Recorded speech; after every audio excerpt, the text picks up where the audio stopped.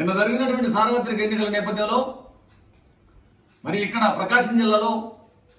ఒంగోలు నియోజకవర్గానికి చెందినటువంటి రూరల్ మండలంలో వెంగమ్మకలపాలెంలో ఎలక్షన్స్ అయిపోయినటువంటి మరుసటి రోజున అప్పుడు అధికార పార్టీలో ఉన్నటువంటి బాలినేని శ్రీనివాసరెడ్డి గారి బృందము, ఆయన కుమారుడు, కోడలు, మరి వారి కుమారుడు పెంచి పోషిస్తున్నటువంటి గంజాయి మొక్కలు, అల్లరి మొక్కలు ఇక్కడ ఈ వెంగమ్మకలపాలెంలో మా దళితులపై, మా దళితుల ఇళ్లపై, మా దళిత వాడపై ఏ విధంగా దాడి చేసి దుర్మార్గంగా, దారుణంగా మరి కించపరిచి గాయపరిచారో, వాడి ఇంటిని కూడా ఏ విధంగా ధ్వంసం చేశారో ఇవన్నీ పూర్వపురాలు ఈ వీడియోల్లో ఉన్నాయి. ఖచ్చితంగా ఈసీ ఆదేశాల మేరకు ఈ యొక్క వీడియోలో ఎవరెవరు పార్టిసిపేట్ చేశారో, ఎవరెవరు పాల్గొన్నారో, ఎవరెవరు ఈ దాడిలో ఉన్నారో వీరందరి మీద ఖచ్చితంగా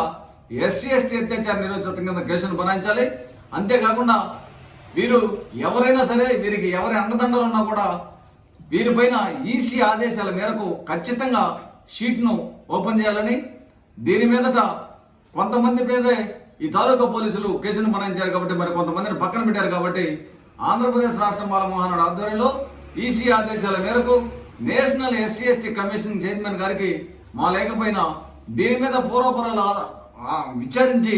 ఖచ్చితంగా పాల్గొన్నటువంటి అందరిపైన చర్యలు తీసుకునే విధంగా, అందరిపైన షీట్లు వేసే విధంగా, అందరిపైన అట్రాసిటీ కేసులు వచ్చే విధంగా మరి చేయాలని మాల మహానాడు తరఫున నేషనల్ ఎస్సీ ఎస్టీ కమిషన్కు రాయటం జరుగుతుంది.